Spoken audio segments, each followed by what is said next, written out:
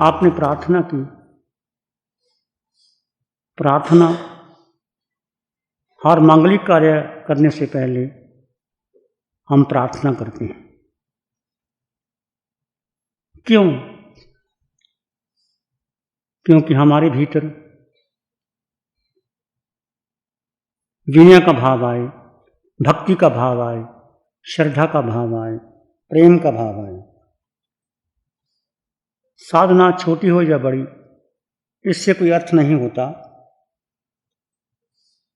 प्रार्थना करने से हमारे भीतर हृदय खुलता है, एक ऊर्जा प्रकट होती है, अमृत झरता है। और प्रार्थना से आप की पात्रता तैयार होती है, क्योंकि आप जान लेते हैं कि मैं कुछ नहीं, प्रभु जो कुछ है वो तू है। जब अहंकार टूटता है, विनय आती है, तो धर्म की शुरुआत होती है। विनय मूल धम्मो, धर्म का मूल है विनय। विनय का अर्थ नमन, नमो अरिहंतानम। पंच परमेष्टि में पहले नमो शब्द आता है। नमो का अर्थ नमन करना, झुक जाना, समर्पित हो जाना, अपने आप को खाली कर देना, उलीट देना, रिसेप्टिविटी। जो मेरे भीतर है आज तक, जो आज तक मैं समझ रहा था वो नहीं, प्रभु बस तेरी कृपा, तेरी वाणी ये मेरे लिए मंगलकारी है, शुभ है। जब आपके भीतर ये भाव आते हैं तो प्रार्थना की शुरुआत होती है। प्रार्थना की शुरुआत होने से हम धर्म की ओर अग्रसर होते हैं। जब धर्म भीतर आता है तो परमात्मा से मिलन होता है। प्रार्थना से परमात्मा का संवाद होता है। ध्यान से परमात्मा से मुलाकात होती है। प्रार्थना के बाद ध्यान, ध्यान के बाद उस प्रभु के चरण में। प्रभु, पहली बात, प्रार्थना जो आप करते हैं वो सहज होनी चाहिए। कोई मांग, कोई संसारिक इच्छा है तो वो प्रार्थना नहीं है। आपने कोई मांग नहीं रखनी, क्योंकि वो दे नहीं सकते। जैसे मैंने कल कहा था, आम का पेड़ है, आप संतरा मांगोगे मिल सकता है? नहीं मिल सकता। तो अरिहंत परमात्मा वीतरागी, सर्वज्ञ सर्वदर्शी है। उससे आप संसार की चीज मांगो, धन, पद, यश, प्रतिष्ठा, स्वास्थ्य, वो क्या दे सकते? उनसे वो मांगो जिससे जन्मों जन्मों के कर्म क्षय हो जाएं, जिससे आपके भीतर अनंत शांति, समृद्धि बहने लग जाए, जिससे आप अपने भीतर भर जाए, अमृत की वर्षा होने लग जाए। तो प्रार्थना में शब्दों का महत्व नहीं होता, आपके भीतर की आस्था, श्रद्धा का मूल्य होता है। प्रार्थना किस भाषा में की गई, काव्य में की गई, छंद में की गई, उससे मतलब नहीं। प्रार्थना हृदय से हो तो परमात्मा तक पहुंच जाती है। जंगल में एक ग्रामीण व्यक्ति अपनी बकरियों को, भेड़ों को लेकर जाता है और दिन भर वहीं रहता है। उसका सहज सरल हृदय। दोपहर का भोजन आता है तो प्रार्थना करता है। क्या प्रार्थना करता है? प्रभु, मुझे भूख लगी है, भोजन है, आपको भी भूख लगी होगी, भोजन तैयार है, आप भोजन कर लो।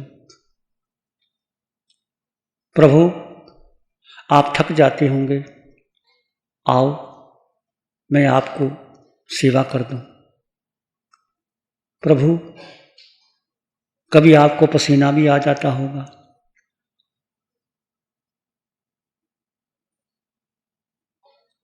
तो मैं स्नान करा दूं।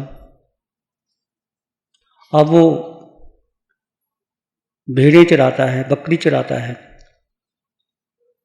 तो उनमें जुएं पड़ जाती हैं, तो जुएं भी निकाल देता है। उधर से एक बहुत बड़ा प्रीस्ट जो बड़ी चर्च में रहता है, उसने प्रार्थना सुनी। ये क्या प्रार्थना कर रहा है? ये कोई प्रार्थना है? उसने फिर कहा, परमात्मा तेरे सिर में जुएं पड़ जाती होंगी, मैं जुएं भी निकाल देता हूं, तू आ मेरे पास बैठ। वो अपने दिल से जैसे एक बच्चा मां के पास बैठ करके बताता है, ऐसे ही वो बता रहा है, बात कर रहा है। उस पुजारी ने कहा, प्रीस्ट ने कहा, बस बहुत हो गई प्रार्थना, छोड़, ये कोई प्रार्थना है? प्रार्थना की एक लंबी चौड़ी लिस्ट होती है, मैं प्रार्थना सिखाता हूं। वो कहते मुझे तो प्रार्थना आती नहीं, जो तुम कहोगे वो कर देता।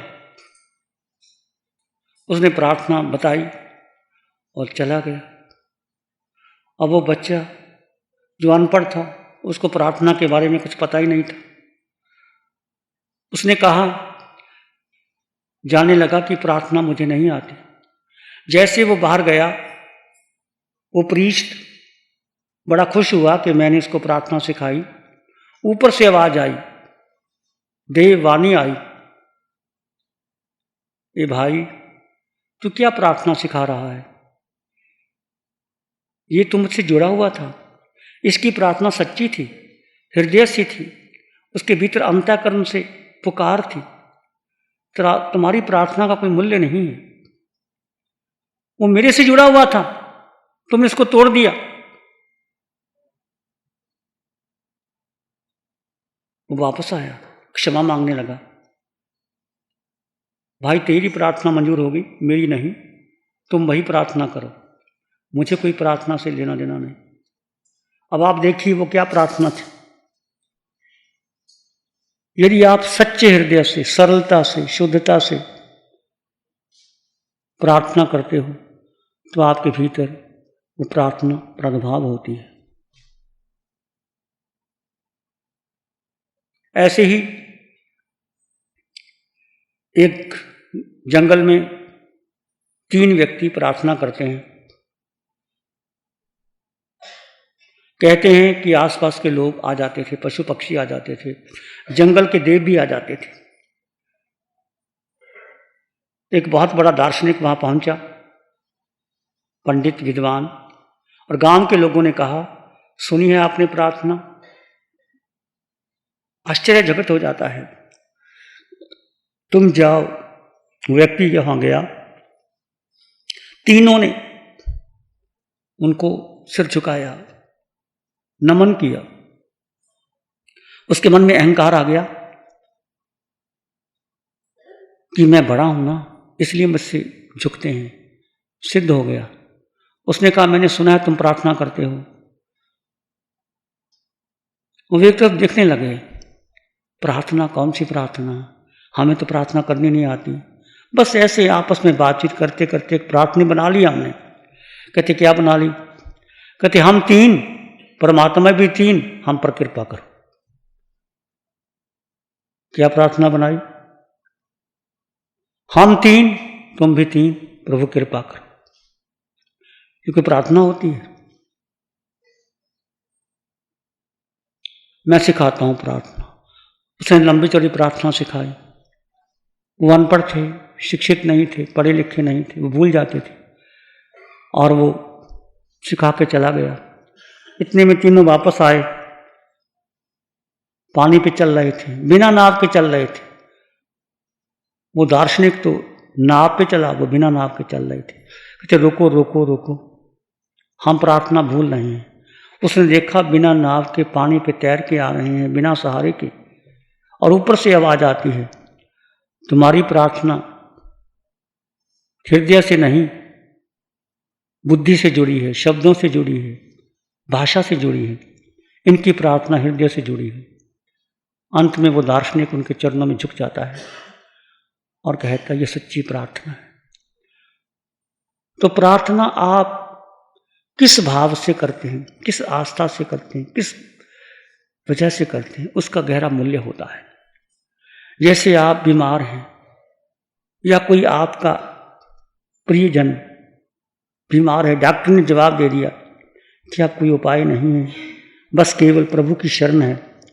उस समय आपके भीतर एक भाव जो उठता है, प्रभु बचा लो, कैसे भी बचा लो, मैं सब कुछ देना चाहता हूं, वो जो भाव आते हैं वो प्रार्थना होती है। ऐसे अंतःकरण जब छू जाए वो प्रार्थना का भाव अपने भीतर रखना।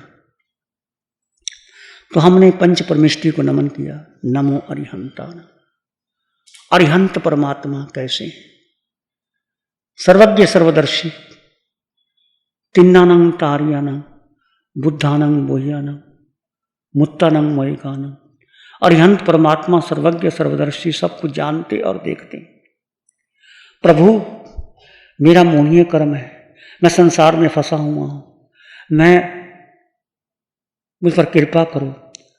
आप वितरागी हैं, मैं रागी हूं, मुझे भी अपना जैसा बना लो। इस भाव से प्रभु के चरणों में प्रार्थना करो और अंतःकरण से प्रभु के सत्य असत्य को, अपने सत्य असत्य को नमन करना, वंदन करना। सत्य यानी आत्मा, असत्य यानी शरीर। प्रभु का सत्य प्रभु की आत्मा, असत्य प्रभु का जो शरीर।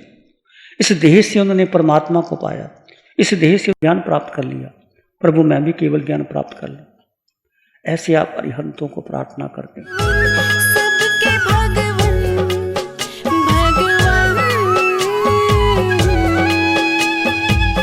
मैं रुचिरा सुराना। हम हर बार खुली आंखों से अपने आप को आंखों में देखने की कोशिश कर रहे, आईने में देखने की कोशिश करते थे, बट आज पहली बार जाना कि आंखें बंद होने के बाद में भी अपने आप के दर्शन हम कैसे कर सकते हैं।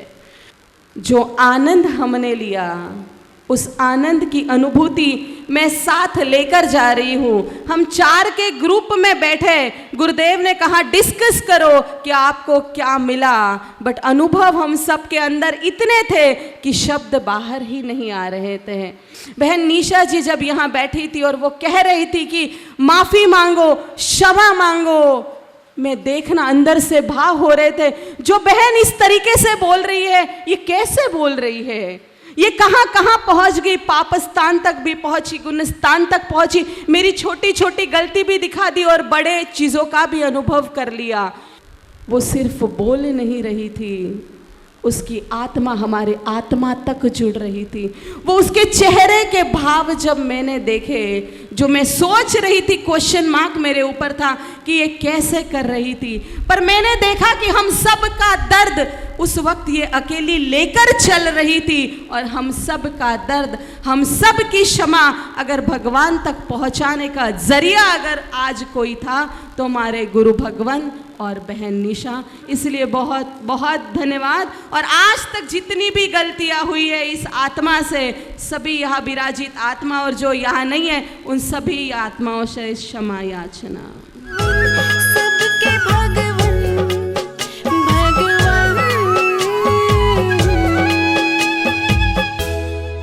नमो अरिहंतानंग, नमो सिद्धानंग, नमो आयरियानंग, नमो उज्जयनंग, नमो लोए सप्सावनंग, धम्मो मंगल मुकीठम, अहिंसा संयमो तपो देवा वित्तंग, नमं संति जसुधम्मे श्यामनो।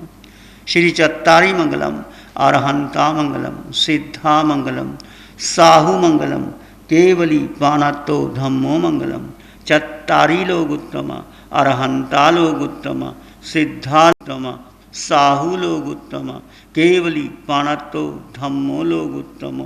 चत्तारी शरणं भवति, अरहन्ते शरणं भवति, सिद्धे शरणं भवति, साहु शरणं भवति, केवली पानातं धम्मं शरणं। चारे शरण दुख